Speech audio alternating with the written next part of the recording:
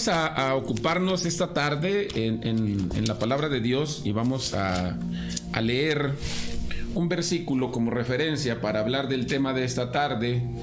Les recuerdo que este mes estamos hablando nosotros de lo que hemos llamado exclusividad, la serie que hemos llamado exclusividad, y vamos a reflexionar en un tema que yo espero que pueda servirnos, que pueda hacernos de bendición, que pueda, a mí me interesa mucho que seamos instruidos, que seamos enseñados, que podamos llevarnos una palabra que nos haga reflexionar, que nos haga analíticos, críticos, perdón que lo diga así, pensantes, y de tal manera que a partir de ahí, nosotros dejamos lo que Dios nos da.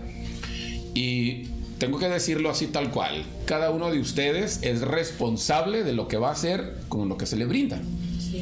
Sí, ustedes deciden si se lo comen, si se nutren con eso, o deciden si lo hacen a un lado y quieren ir por otra cosa, deciden si permiten que eso les ayude a moldear su forma de pensar, de sentir, de actuar para bien, claro está, o simple y sencillamente pues se van por otra cosa que puedan encontrar en algún otro lugar. Pero esa es la intención de nosotros al estar aquí esta tarde, y para ello yo quiero invitarles a leer un versículo que se encuentra en el libro del profeta Isaías, capítulo 43, versículo 7. Vamos a leer ese versículo, y ese versículo de la palabra de Dios, ese pedacito, ese cachito de Biblia dice: todos los llamados de mi nombre, para gloria mía los he creado, los formé y los hice. Eso dice la palabra de Dios. Vamos a pensar en torno a este versículo y yo espero que Dios nos diga algo. Yo les invito a que hagamos una pequeña oración y que de esa manera podamos recibir un consejo. Te damos gracias, Señor, esta tarde. Nos sentimos bendecidos, felices porque estás con nosotros. Te agradecemos que nos ames, que nos cuides, que nos guardes, que nos sustentes, que nos sostengas y que nos permitas, Señor, en todas las cosas poder nosotros, Señor, encontrar una enseñanza, un referente de ti, que nos permita ir en la dirección, Señor, y en el sentido que tú has establecido para nuestras vidas, para convertirnos en los hombres y las mujeres que aún no somos, pero que podemos ser. En ti confiamos, y que esta tarde también hay una palabra, Señor, para cada hombre y cada mujer que pueda serle de bendición, que pueda serle útil, y de esa manera, Señor, pueda ser bendecidos en el nombre precioso de Jesús. Aleluya. Amén, amén, amén, amén. Den un gloria a Cristo y pónganse cómodos en el nombre de Jesús, y vamos a estar contentos. Amén. Sí, amén. Vamos a estar contentos. La felicidad es un estado mental, no es asunto de las circunstancias. Ya cada quien decide si lo entiende de esa manera o no, pero yo les quiero invitar para que tengan en mente eso. Y a los que somos hijos de Dios, pues tenemos en el Señor razones muy importantes para poder estar contentos, estar felices, para poder estar confiados, sentirse seguros, y poder ver con buenos ojos la vida todo el tiempo. Aleluya. Quiero hablarles esta tarde, o queremos hablarles esta tarde, de un tema que hemos llamado nosotros para compartir con ustedes: suyos con intención. Cada hombre y cada mujer que creemos en Dios estamos seguros y estamos sabidos de que todas las cosas que Dios hace, sí, todas las cosas que Dios hace, todas las decisiones que Dios toma, siempre lo hace con un propósito. Sí, siempre. ¿Qué significa que las cosas tengan un propósito? Significa que todo lo que ocurre en el momento que ocurre tiene una dirección y tiene un sentido y tiene un destino hacia donde se dirige. Eso significa propósito, básicamente, incluso hasta en su significado etimológico. Y entonces, todo lo que Dios ha hecho a través del tiempo, y todo lo que Dios hace a través del tiempo y a cada instante en nuestras vidas, siempre todo lo que Él hace, lo hace hemos dicho nosotros, con intención, y no solo con intención, sino además con intencionalidad. Entonces, yo espero que esto lo tengamos en mente para entender lo que la palabra de Dios nos presenta aquí. Y vamos a entender algunas cosas que a lo mejor otras veces hemos escuchado, hemos oído, pero que ahora nos van a lo mejor ayudar a entender un poquito mejor. Esta tarde yo quiero hablarles a ustedes de tres cosas, ¿verdad?, que la palabra de Dios nos invita a pensar en este momento. Y el primer punto que yo les quiero invitar a reflexionar es en lo que nosotros hemos llamado actos únicos. ¿De qué estoy hablando? ¿A qué nos referimos nosotros cuando hablamos de actos únicos? Cuando nosotros vamos a la palabra de Dios, la palabra de Dios en los versículos que se convierten en buena medida en el contexto más inmediato del versículo que acabamos de leer, nos va a llevar a nosotros a reflexionar o a revisar en torno al versículo 1 del capítulo 43. Y el capítulo 43 que estamos leyendo nosotros aquí nos dice algo bien interesante. Dice la Biblia: ahora así dice Jehová, creador tuyo, oh Jacob, y formador tuyo, oh Israel. Si ustedes recuerdan, el versículo que leímos de referencia como base dice: para honra y gloria mía te creé, te formé y te hice. Y aquí dice creador tuyo, y luego dice y formador tuyo. Y vuelve a retomar, o está retomando, digamos que vamos a decir en sentido retroactivo, por como lo estamos haciendo nosotros, lo que dice el versículo 7. Pero luego dice lo que quiero que veamos. Dice: no temas, y luego dice, porque yo te redimí. Y luego dice, te puse nombre. Y luego termina diciendo, mío eres tú. Eso dice la palabra de Dios.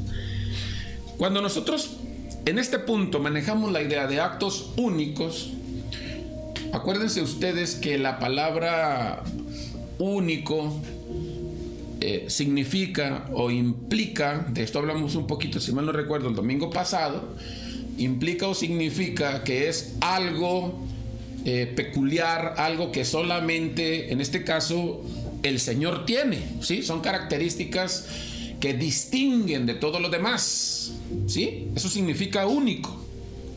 No existen en otro lado. Y aclaro esto porque lo que voy a mencionar enseguida, alguien pudiera pensar que no son exclusivos de Dios. Vaya que estamos hablando de exclusividad como tema o como asunto, en este caso de la serie del mes.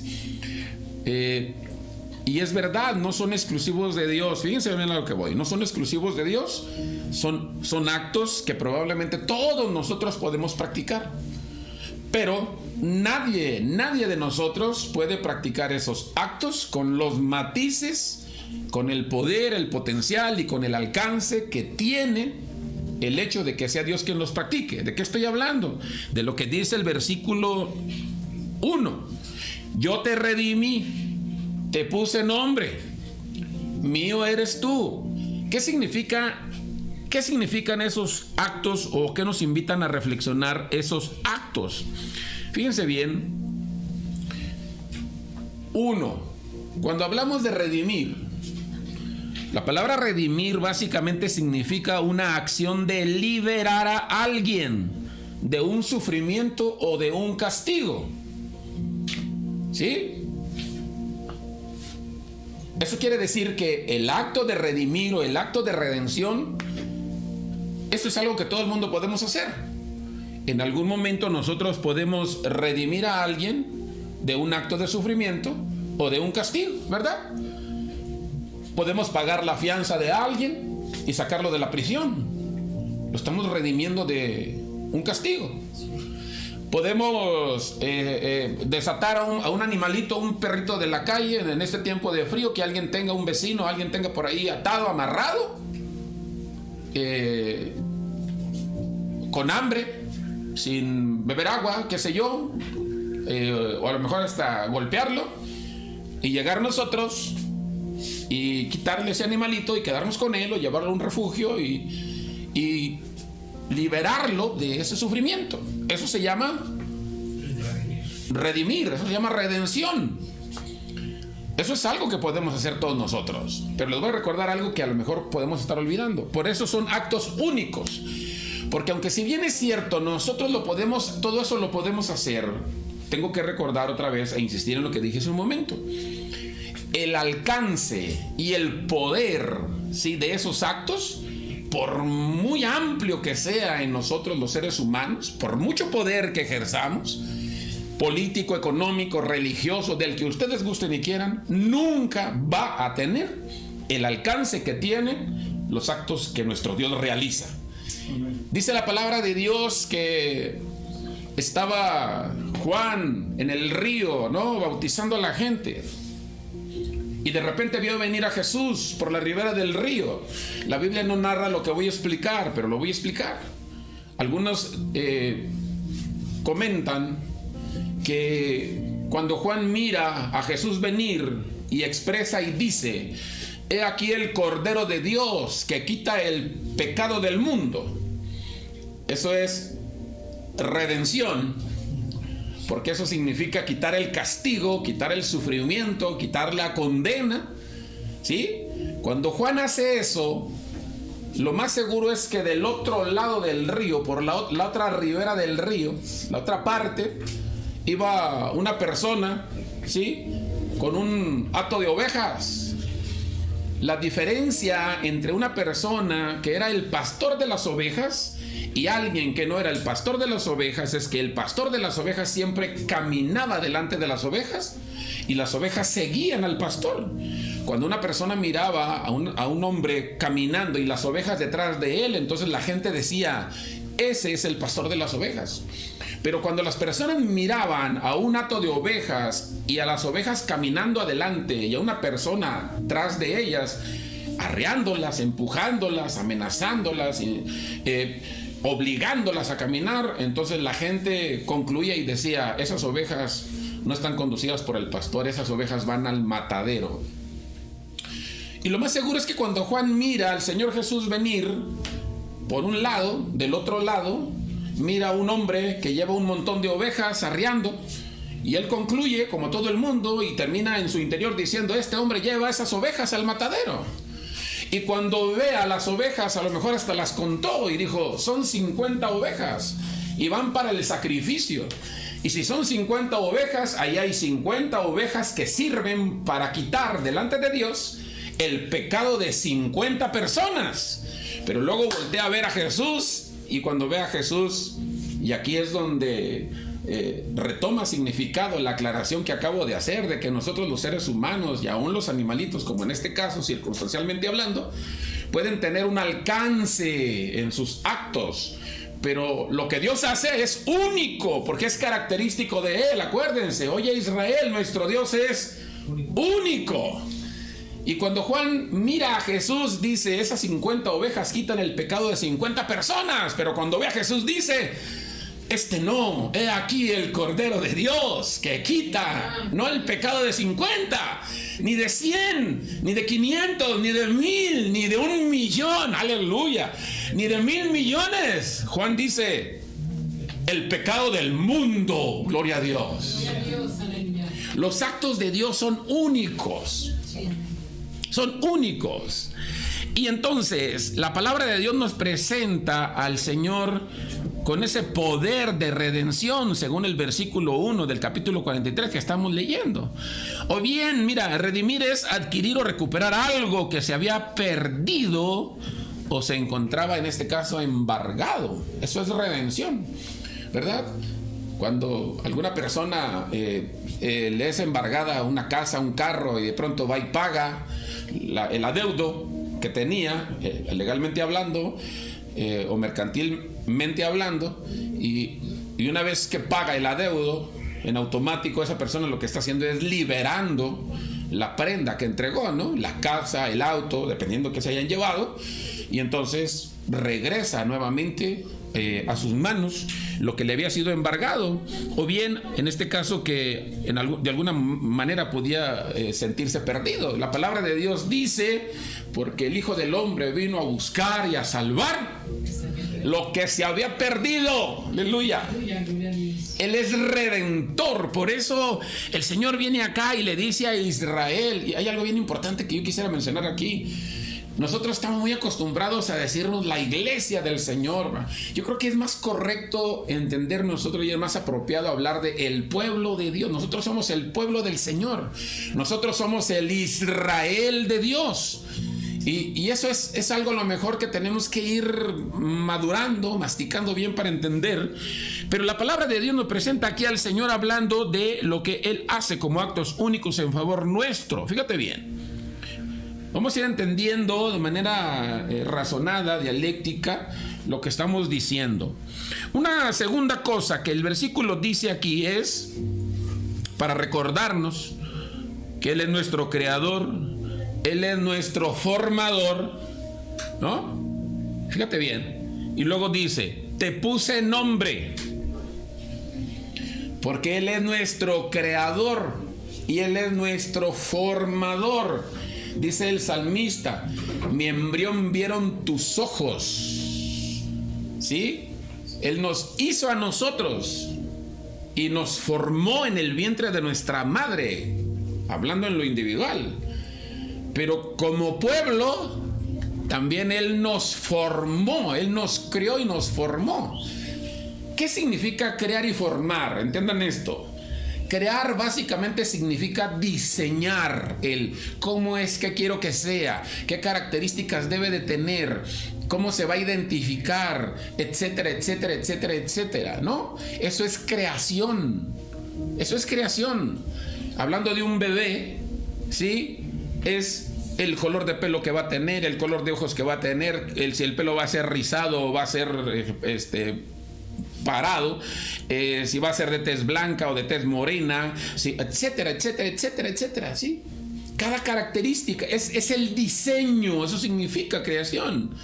Y luego, y la formación, ¿sí? Ya tiene que ver precisamente con el ir, ahora sí que ir tomando la figura de lo que se diseñó, ya está tomando forma. Y como pueblo a nosotros, o con nosotros, el Señor ha hecho exactamente lo mismo. Cada hombre y cada mujer que estamos aquí y allá a la distancia, escuchando y observando, ¿sí? Son hombres y mujeres que el Señor ha ido trayendo, porque son las piezas que va necesitando para ir dándole, ahora sí que forma al rompecabezas, porque Él ya diseñó un pueblo del que yo ahora sí que formo parte, ¿no? Soy una pieza de ahí, de ese pueblo. Tú eres una pieza de ese pueblo. Él nos formó. Y entonces, a partir, fíjate bien, y yo quiero que entendamos esta parte. A partir de ahí dice que Él nos puso nombre. Eso es lo que está diciendo. Y voy a aclarar dos cosas. Uno, poner nombre, acuérdate que es un acto de autoridad. Por eso los que somos padres, nacen nuestros hijos y luego vamos al registro civil, ¿verdad? Los registramos y el oficial del registro civil nos dice, ¿cómo se va a llamar el bebé? ¿Cómo se va a llamar la bebé? Y ya decidimos ahí ponerle el nombre a nuestros hijos. Algunos de nosotros de pronto dijimos, pues así pensamos, porque es un asunto de... Ya voy a entrar a otro rollo, pero en fin. En mi caso yo dije, era mi hijo mayor, que lleve mi nombre, mi hijo, ¿verdad? Que lleve mi nombre. Ahora hablaba con mi hijo y él decía, fíjate papá, que yo me siento muy orgulloso del nombre que yo llevo, por lo que significa mi nombre, dice. Y empezamos a hablar de eso, pero hoy, curiosamente, hoy estábamos hablando por la mañana de eso. Y luego, mi hija me hace una entrevista y me dice, oye papá, y a ver, ¿y cuál fue la experiencia conmigo en el embarazo? Y bla, bla, bla, bla, bla. Y oye, ¿y mis nombres? ¿Por qué? Y entonces, la misma respuesta. Era la segunda hija. Y luego, tenías que llevar el nombre de tu madre. Y el otro nombre, pues le gustó a tu mamá. Y ella se lo puso.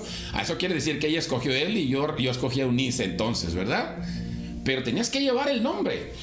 Pero no iba a venir el vecino a ponerle el nombre a mis hijos. Es más, muchas veces ni siquiera los abuelos, ni los tíos, ¿verdad que no? Los papás no dejamos a nadie más que les pongan nombre a nuestros hijos, porque sentimos que sobre nuestros hijos los únicos que tienen autoridad para ponerles nombre somos nosotros los padres. Abro un paréntesis, ese tipo de ejercicios de autoridad están siendo atentados, ¿sí? Están siendo amenazados por un sinnúmero de propuestas legales que se están haciendo en diferentes direcciones, ¿no? Y entonces necesitamos estar muy listos en ese sentido, porque sí es importante entender que son ejercicios y son actos de autoridad. Fíjate bien a lo que voy. Ahora, una segunda cosa, y aquí es bien importante que lo entiendan, y tiene mucho sentido lo que decía mi hijo, y mi hijo decía en la mañana, dice, ¿y sabes qué? Si el día de mañana Dios me da un hijo, lo más seguro es que se va a llamar como yo, y va a terminar llamándose Neftalí III, dice, porque yo entiendo lo que significa. Y luego me decía, yo sé que Dios me ha bendecido a mí, y a lo mejor porque yo no me lo he ganado. A lo mejor yo no no lo decía con estas palabras, pero yo lo voy a explicar. A lo mejor yo no he hecho méritos suficientes para que la bendición de Dios me respalde a mí.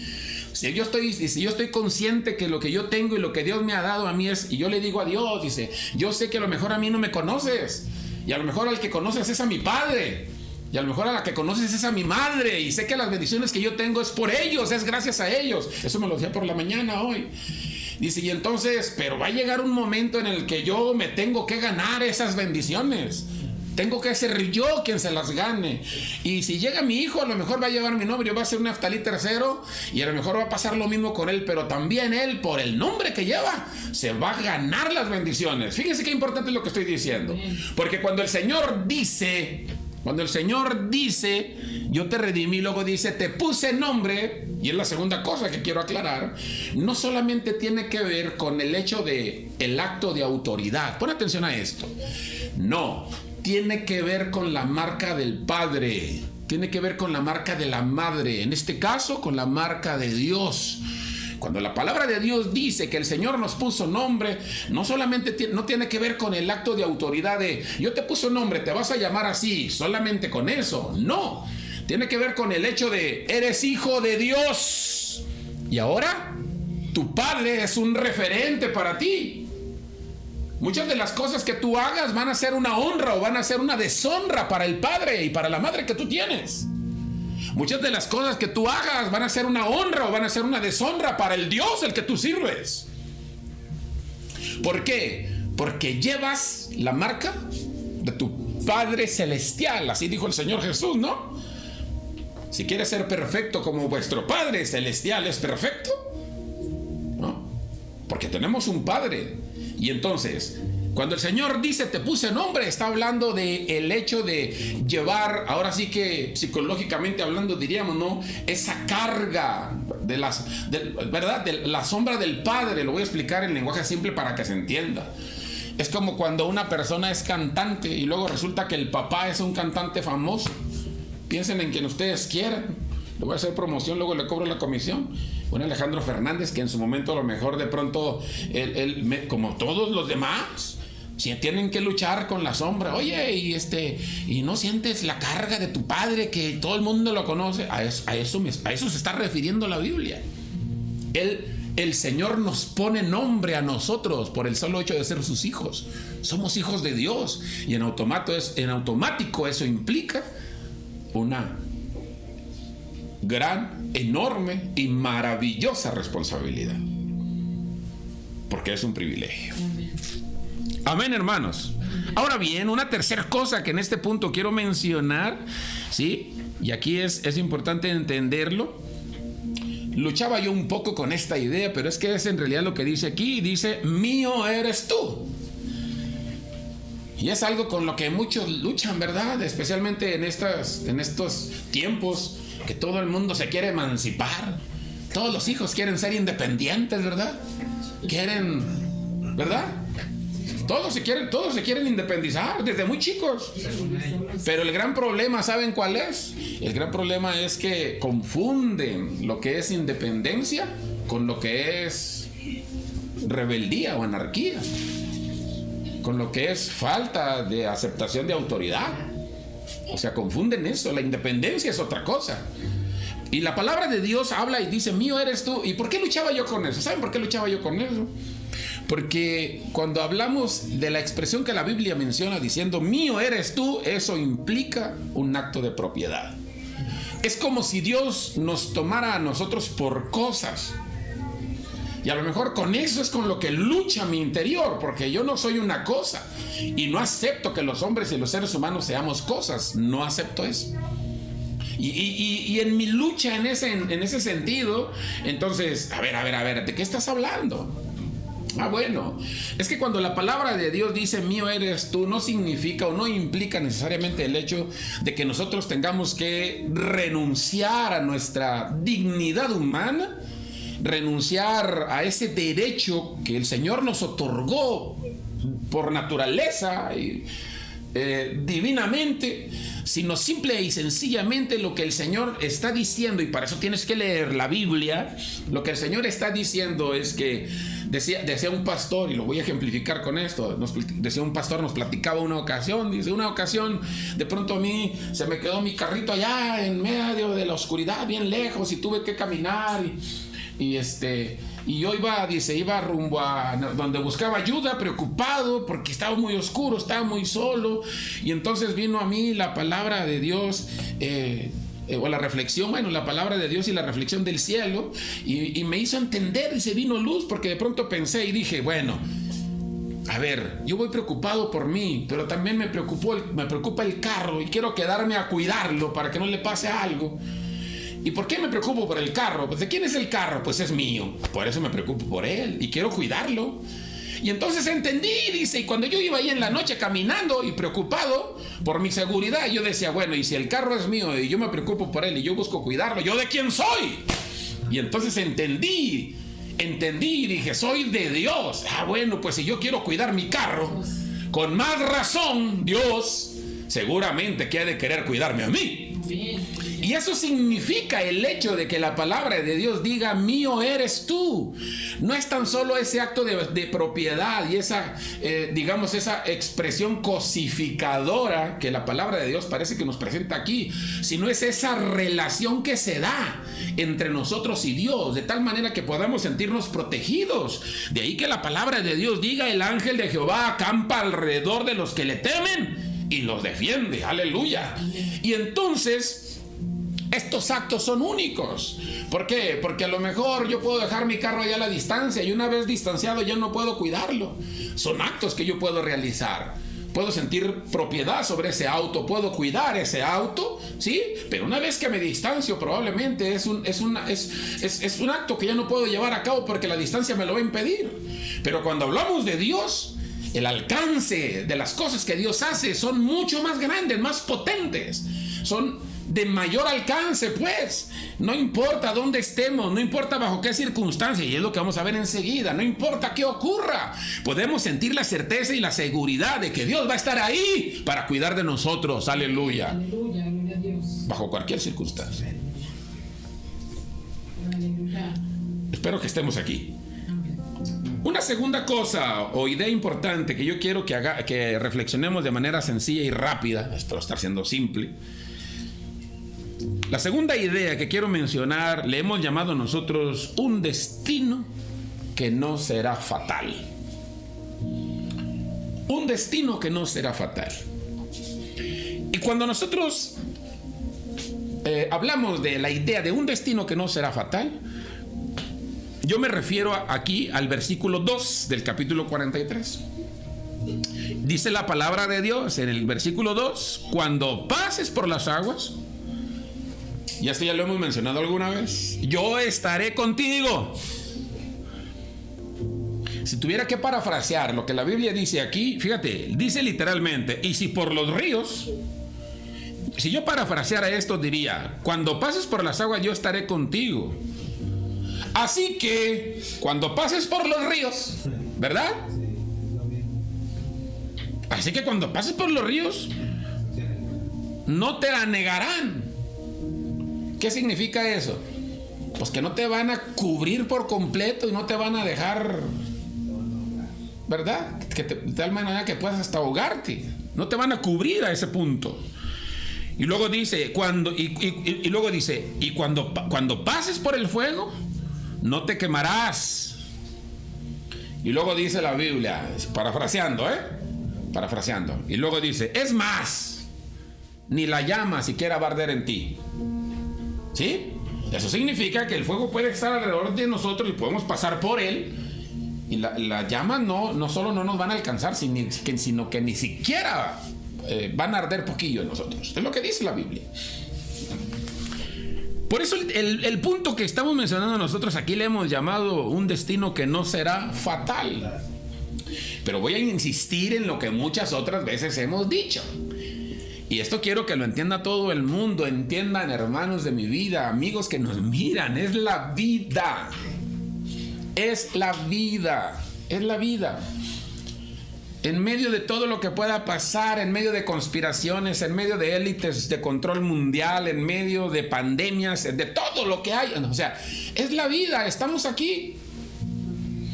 Nada más hay dos tipos de personas que no saben lo que pasa en la vida. No saben. A lo mejor aquí yo pudiera mencionar un tercero, ¿no? Pero hay dos tipos de personas: los no nacidos y los muertos. Son los únicos que no saben. No saben lo que es hambre, lo que es frío, lo que es crisis, lo que es problemas. Y le pongo comillas a muchas cosas de esas. No saben lo que es, ¿qué? Lo que sea. Todo lo que ocurre. No saben lo que es eso. No saben lo que es contaminación, no saben lo que es cansancio, no saben lo que es desgaste, no saben lo que es hambre, no saben lo que es no completar despensa. Nada más los no nacidos y los muertos son los que no saben eso. ¿Cuál sería un tercer tipo de personas? Pues a lo mejor los privados mentalmente, ¿verdad? Que respirando no tienen conciencia en su nivel más básico de conciencia de lo que pasa a su alrededor. Entonces nosotros tenemos que elegir: o nos volvemos privados mentales, no nacidos, ya no podemos, o nos pegamos un plomazo para no saber qué ocurre en el mundo. Pero para los hombres y mujeres, para eso estamos aquí, para invitar a cada hombre y a mujer. Por eso dijimos, ¿no? Y con todo respeto, si alguien se puede ofender por eso, buscar ayudar a saber pensar. No solo lo digo yo, hay quienes escriben sobre eso, que hace falta saber pensar. Hay psicólogos y hay psiquiatras que se atreven a hablar de una pereza mental para pensar. Y cuando hablo de pensar, no solo es el ejercicio cerebral, sino es esa capacidad reflexiva, es esa capacidad de análisis, es esa capacidad crítica y autocrítica que debemos de ejercer o de ejercitar todos nosotros los seres humanos para hacer bien las cosas. Eso es pensar. Entonces, nosotros estamos aquí para invitarte a eso y decir: a ver, espérate, que hay situaciones difíciles, es la vida. Sonríele. Todo lo que llega a tu vida se convierte en un maestro si tú tienes la mente correcta para entenderlo. ¿Qué te está enseñando? Las cosas pueden tener un origen y un destino, pueden tener un porqué y un para qué. Y muchas ocasiones las cosas que ocurren en nuestras vidas, fíjate bien, a lo mejor vas a decidir tú si tienen un porqué y un para qué, o a lo mejor las cosas que ocurren en tu vida van a tener un para qué y un para qué nada más. O sea, el para qué se va a convertir en el origen y el para qué se va a convertir en el destino. Pero hay quienes necesitan un por qué como origen y necesitan un para qué como destino. Y a lo mejor esto que acabo de decir tengo que explicarlo para entenderme mejor. Pero necesitamos entender simple y sencillamente que la Biblia dice, y yo quiero que entendamos esto. ¿Para qué nos sirve a nosotros entender esto que estamos mencionando? Bueno, para no decepcionarnos de Dios. Porque todo el mundo predica de que cuando estés sirviendo a Dios todo te va a ir bien. Y, bueno, es que a ver, definamos bien. Todo te va a ir bien, definamos bien. La Biblia dice que los que aman a Dios todas las cosas ayudan para bien. Entonces, cuando alguien viene y te dice, si lo entiende correctamente y te dice, es que todo, cuando vengas al Señor, todo te va a ir bien. Sí, vas a tener alguna crisis económica, te vas a enfermar, vas a tener algún problema laboral, alguna situación distinta o diversa que vas a enfrentar, pero como tienes la mente de Cristo, entonces eso se va a convertir en un maestro, te va a enseñar y te va a ayudar a ser una mejor persona, te va a producir habilidades y capacidades que de otra manera no tendrías. Entonces, sí, definitivamente todo te está yendo bien. Pero si no tienes esa mentalidad, entonces ¿sabes qué va a ocurrir? Vas a vivir una decepción porque no entendiste el mensaje del cielo y pensaste que la expresión de todo te va a ir bien una vez que sirvas al Señor significó no vas a tener tragos amargos, no vas a tener ningún problema, no vas a batallar con tus hijos, todos van a ser dóciles, no te van a dar ningún dolor de cabeza, nunca vas a andar batallando, no vas a tener que trabajar para tener dinero, te va a llover del cielo, vas a llegar a tu casa y ahí te va a estar esperando sin que hagas.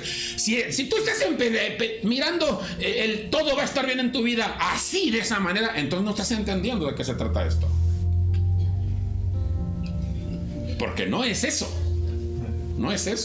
No, todo te va a ir bien, vas a tener la fuerza, vas a tener la mentalidad, vas a tener el temperamento, vas a tener la capacidad mental para pensar, la capacidad para decidir, la inteligencia y la sabiduría para tratar con tus hijos, para enfrentar la vida, la creatividad para hacer negocios, etcétera. Y ahora sí pongo un largo etcétera.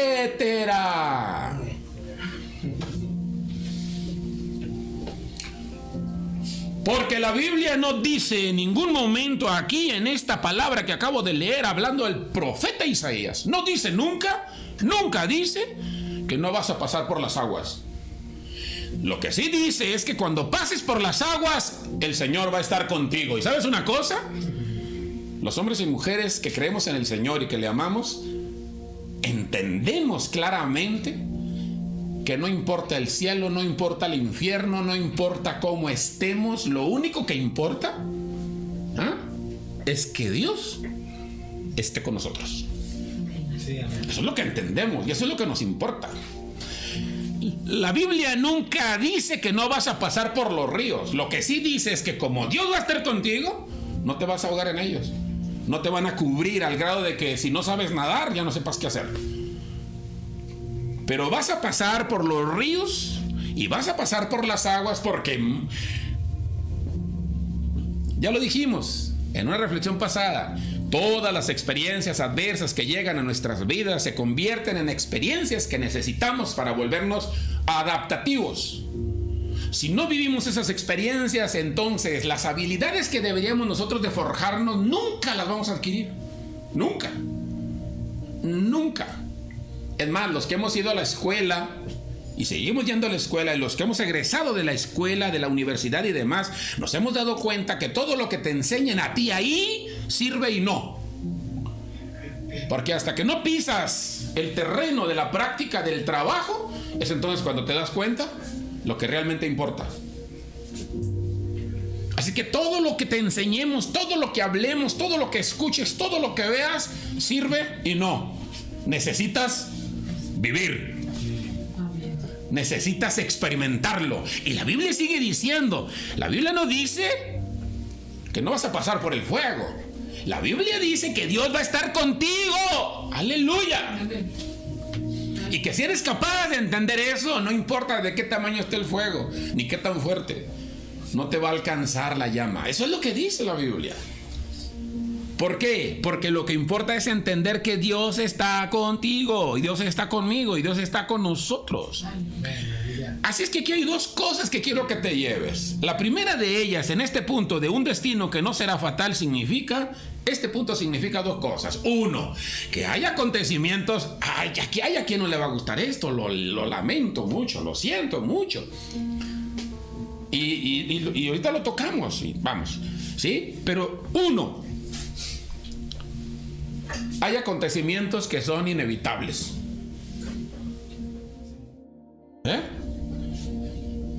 No sé si haya una persona sobre la faz de la tierra que nunca en su vida se enfermó.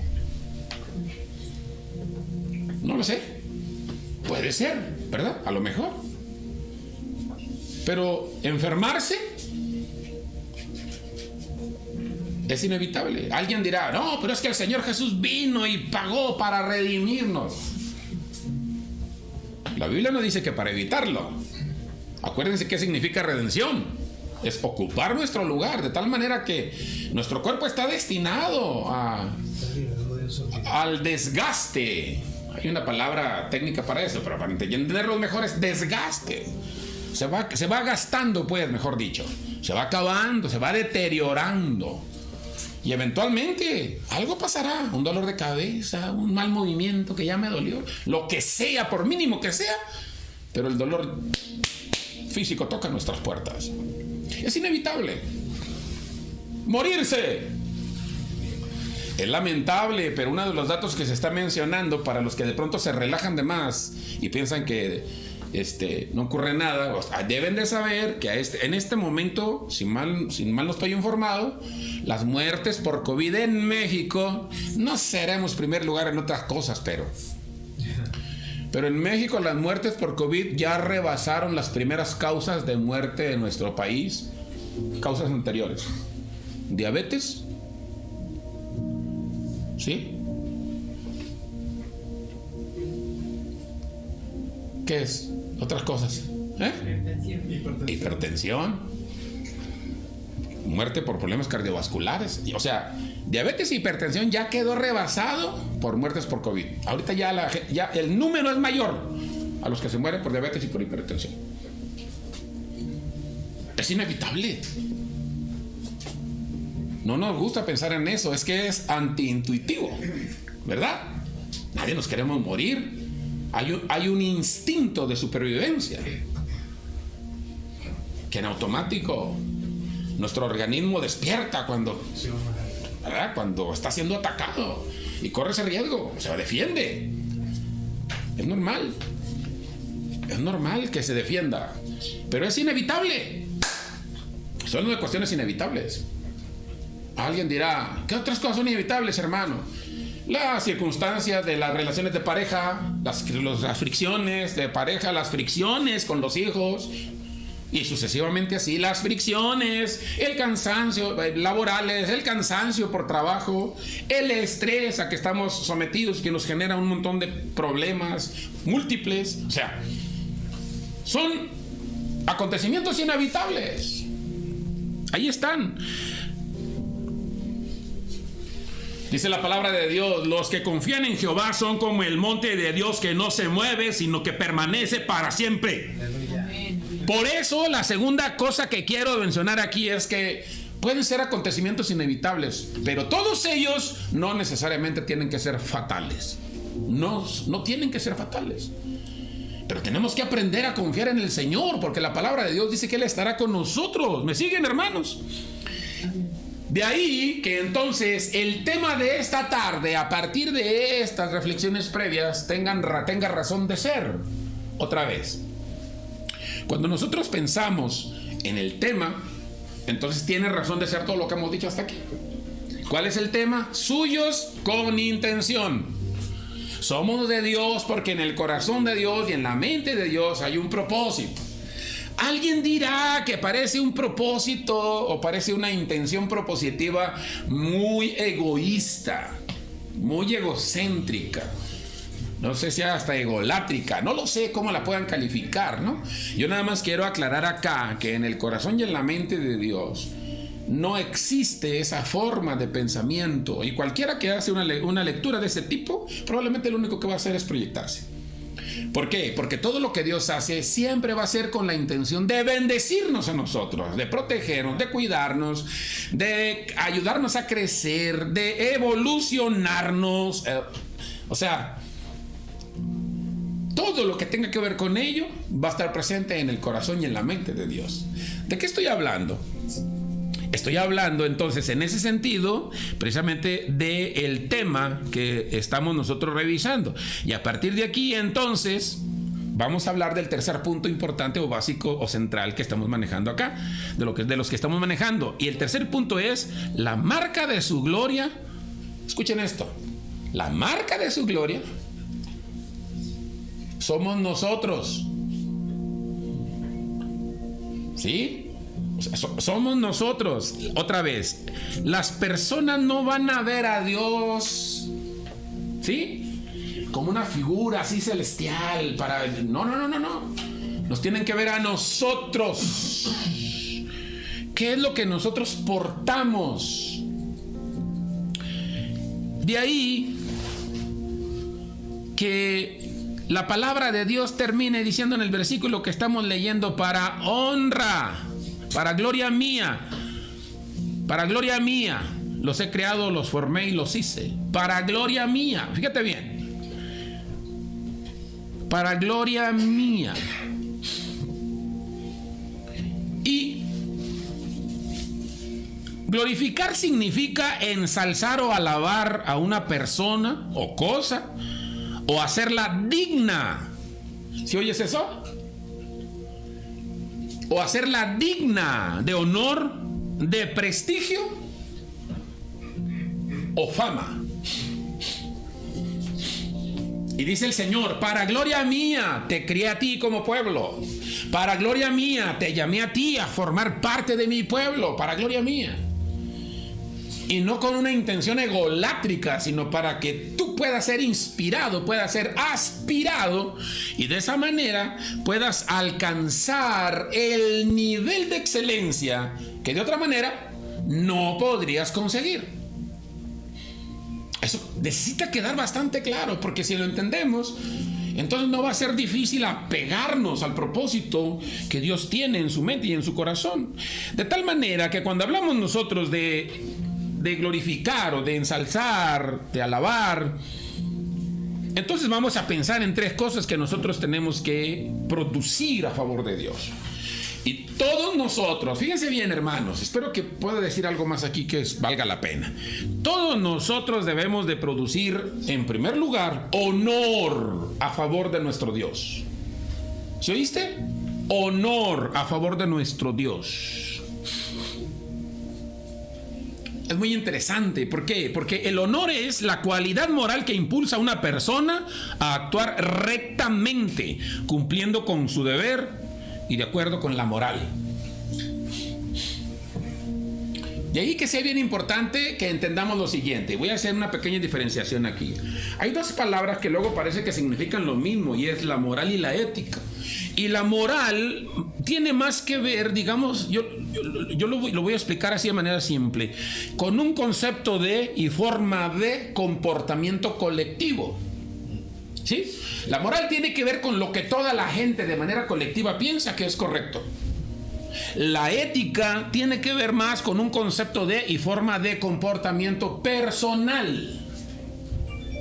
¿Sí? Pudiera parecer lo mismo, pero no es lo mismo. Aquí luego nos podemos encontrar con un montón de puntos a discutir, que podemos encontrar con personas que puedan considerarse desadaptadas o inadaptadas, dadas las formas de comportamiento que puedan tener en el grupo o la sociedad a la que pertenezcan. No, pero que siempre va a haber personas, o vamos a ver personas a las que nos consideren a lo mejor fuera de sitio en los grupos en los que nosotros nos movemos. ¿Por qué? Porque a lo mejor hay cosas que vemos un poco distinto, pensamos un poco diferente. Y a lo mejor aquí, cuando hablamos nosotros, fíjense bien a lo que voy, cuando hablamos de nosotros como cualidad moral que impulsa, estamos hablando de Dios. ¿De qué estoy hablando? De que el comportamiento que Dios tiene siempre debe de ir en función de la forma en la que la sociedad lo concibe. Esa es otra guerra que yo he sostenido siempre, ¿no? Somos... Yo quisiera que ahorita vamos a hablar de eso a lo mejor cuando hablemos de los siguientes dos puntos, para no meterme en otra cosa que quisiera mencionar. Pero al final del día, a nosotros nos toca, pongan atención, a nosotros nos toca proyectar a un Dios que sea honorable. ¿Me siguen? Un Dios que sea honorable. ¿Qué significa eso? Voy a lo siguiente, que cuando la gente te mire a ti y tú comprometas tu palabra en un negocio, por decir algo, en un negocio, cumple tu palabra, porque eso es honorable y tú estás reflejando a Dios de esa manera y tú le estás generando honor a Dios de esa manera. Estás generando honor. Acuérdate que tú llevas la carga de la marca de tu padre. Si haces una promesa, cumple tu promesa. Si empeñas tu palabra, cumple tu palabra, porque estás hablando no de ti. ¿Me siguen? No solo se compromete uno al empeñar una palabra en una promesa, se compromete a Dios mismo en los compromisos que nosotros hacemos, ¿no? Otra vez, acuérdense que nosotros tenemos un hashtag de por un cambio cultural. Bendito reto, ¿no? Pequeño reto, insignificante reto. Pero volvemos a lo mismo. Un horario para llegar a algún lugar, ¿no? Lleguemos. Cumplamos con eso. Y así sucesivamente. Todo lo que tenga que ver con esa, digamos, calidad en términos de compromisos, es necesario ejercerla. Entonces, generemos honor a favor del Señor. Cuando nosotros actuamos de una forma, y aquí es la parte, a ver, yo quiero que me escuchen, aquí es la parte que luego a veces a la que nosotros preferimos renunciar, no queremos renunciar y justificarnos, y voy a insistir en lo mismo. No me estoy contradiciendo cuando he dicho otras veces que el Señor no espera que seamos perfectos, y voy a aclarar esa parte porque de pronto cuando lo menciono alguna vez a lo mejor alguien malinterprete eso. Alguien dirá, oiga pastor, pero ¿cómo el Señor Jesús dice para que seáis perfectos como vuestro Padre que está en los cielos es perfecto? Bueno, es que hay dos maneras de perfección. Una que es la que concebimos nosotros y entendemos por perfección normalmente la idea de nunca en la vida cometer errores. Esa no es la perfección a la que Dios se refiere, a la que el Señor Jesús se refiere. La perfección a la que el Señor Jesús se refiere, si tú lees contextualmente la palabra de Dios, tiene que ver con tu capacidad de bendecir a los que te maldicen, tu capacidad de orar por los que te persiguen y tu capacidad, ¿sí?, de bendecir a los que te buscan hacer daño, pues, de favorecerlos, vamos, para acabar pronto en todos los sentidos, de perdonar, etc.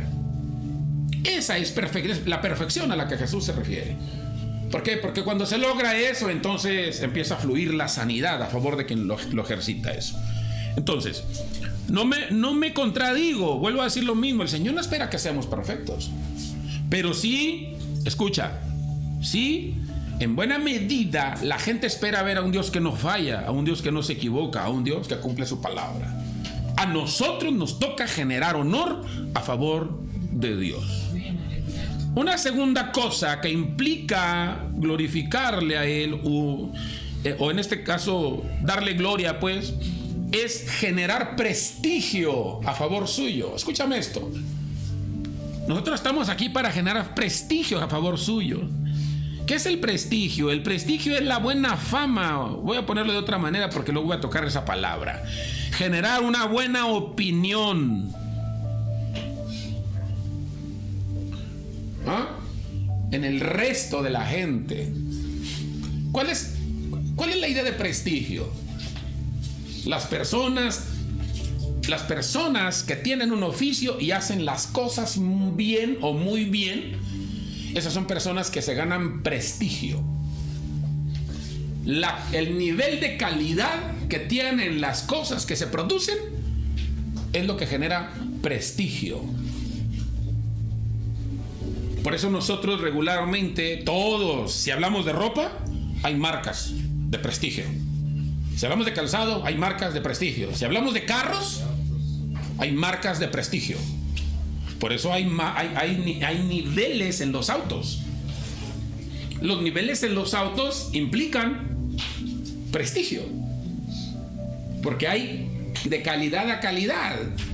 Y la calidad va marcando también, no solamente las características diferenciadoras del resto, sino además va marcando el precio que tiene cada uno de los niveles a los que nos podamos referir. Eso es prestigio. Y nosotros estamos aquí para generar prestigio a favor del Señor. Eso es lo que dice la Biblia. Para gloria mía te crié, te formé y te hice. Es para que tú y yo generemos a favor del Señor honor. Para que tú y yo generemos a favor del Señor prestigio. Aleluya. Iba a hablar un poco del prestigio de la palabra, cómo se origina y demás, porque tú debes de saber que, y solo lo diré así, que la palabra prestigio en realidad tiene un origen negativo, la palabra como tal, pero vamos, el prestigio como lo entendemos implica eso, el que hablen bien porque lo hace bien. Y yo quiero decir acá, y voy a decirlo otra vez, que el Dios que yo sirvo todas las cosas las hace bien, no se equivoca, aleluya. Nunca, no falla, el Señor no falla. Que no lo entendamos nosotros, que lo malinterpretemos, que no tengamos la capacidad para comprender lo que Él hace, es otro rollo, pero no se equivoca. hace las cosas bien. Y por último aquí, a propósito de, escucha esto, a propósito de el dar gloria al Señor y la razón por la que Él nos formó, nos crió, nos formó, nos hizo. La gloria implica, en tercer lugar, fama. La gloria implica honor, prestigio y fama. Aleluya. La fama implica aquí pensar en tres cosas: ser reconocida o reconocer las cualidades, en este caso de una persona, o los actos de esa persona. ¿Sí? Eso significa fama, reconocer las cualidades o los actos de esa persona. Cualidades. Voy a repetir lo que alguna vez mencioné cuando hablaba yo de lo que son los análisis de las cosas, las personas y todo lo que tiene que ver con propiedades. Una cosa es hablar de cualidades y otra cosa es hablar de características. No es lo mismo. Son cosas distintas. Piensa en las cualidades del Dios al que tú sirves. Piénsalo. Si ustedes me preguntan a mí, yo lucho con esto porque, y a ver si alguien lo entiende, yo siempre he dicho que el Dios que predico es más poderoso que el de muchos. Pero yo no estoy hablando más que de las experiencias que hemos vivido y que seguramente muchos no han vivido. Pero cuando yo observo a muchos otros que predican la palabra, ¿sabes qué ocurre? Por X, Y o Z razón, yo me doy cuenta que hay predicadores que tienen un Dios. Probable, no sé si tenga más honor que el mío, el Dios al que yo predico, pero parece ser que sí tiene más prestigio que el Dios que yo predico, y parece ser que sí tiene más fama que el Dios que yo predico. No sé si me estoy explicando porque no quiero ser puntual, pero según observo, hay predicadores que tienen un Dios con más fama que el mío y tienen un Dios con más prestigio que el mío. En las manos de alguien estará a lograr eso. En las manos de alguien estará a lograr que eso ocurra. Pero eso yo lo entiendo. Y aunque me duela, tengo la humildad para aceptarlo. Y entonces, fama no solo tiene que ver con la capacidad de reconocer las cualidades, sino que, fíjate, por eso lo estoy mencionando, por esta idea, sino que esas cualidades, en segundo lugar, deben de estar reconocidas por mucha gente. Aleluya. Y aquí es donde aterrizamos o tocamos el punto que acabo de mencionar un poquito antes, cuando digo en manos de alguien debe de estar el que eso ocurra. Es que la fama se consigue, uno, reconociendo las cualidades que se tienen, en este caso que tiene nuestro Dios. Dos, la fama se consigue cuando esas cualidades son reconocidas por mucha gente. Y tres, la fama se consigue cuando esas cualidades son reconocidas por mucha gente que se atreve a hablar de Él. Aleluya. Eso quiere decir entonces que la fama de Dios nunca va a correr si yo nunca hablo de Él, si yo no digo lo que Él ha hecho conmigo. Por eso la palabra de Dios dice que las grandes cosas que el Señor ha hecho con nosotros conviene que sean publicadas. ¿Por qué? Porque eso le genera al Señor honor, le genera prestigio y le genera fama. ¿Sabes qué se llama eso? Eso se llama gloria. Eso le da gloria a Dios. Aleluya. Nosotros solo decimos aleluya, gloria a Dios. Eso no es una buena invitación, pero la mejor manera de hacerlo es hablar de Él. Redes sociales, mi pleito eterno, sirve para muchas más cosas que eso, para lo que lo estamos usando. Sirve para darle gloria a Dios, hablar de Él, ser creativos, ser imaginarios. Y vamos, voy a engarzar cuando la palabra de Dios dice va a haber aguas, va a haber ríos, va a haber fuego que va a llegar a ti. Demuestra que tú portas al Señor, que tú llevas la marca de Dios y que la gente va a reconocerlo a Él a través de ti. Sé creativo en las cosas que haya que hacer. Sé un hombre y una mujer que no se rinda fácil ante las adversidades. Vamos, hombre, enfrenta las cosas con un estado de ánimo optimista. Sé generador, dicen en el lenguaje coloquial, de buena vibra, de energía. Yo entiendo que somos energía, todo a nuestro alrededor es energía, lo entiendo. Transmite eso. Ten una forma de pensamiento positivo. Exprésate con propiedad. Habla a la gente. Impulsa a los demás. Vamos. Lleva a la gente a otro nivel. Que cuando la gente te mire enfrentar las circunstancias adversas, vea que no te quiebras fácilmente. Que la gente se dé cuenta que no te arrugas, que no te rompes, que no huyes, que no tienes miedo a eso. Y que si tienes miedo eres capaz de enfrentarlo con valor. Porque sabes que tienes al Señor contigo. O sea, todo eso le va a generar al Señor gloria. Aleluya. Le va a dar honor, le va a dar prestigio, le va a dar fama. Va a llegar el agua, va a llegar el río, va a llegar el fuego, pero todo tu comportamiento va a decir de qué tamaño es el Dios que tú sirves, qué características tiene, porque las van a ver en ti.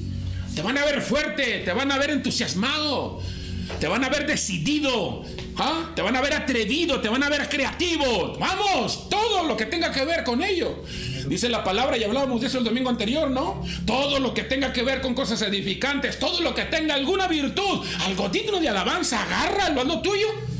Y que cuando la gente te vea, se dé cuenta que el Dios al que tú sirves es alguien a quien tú le estás generando honor, prestigio y fama. Aleluya. Termino con esto. No lo hagas si crees que no lo merece. Porque si no fuera por ti, cada tristeza me consume. Gracias a ti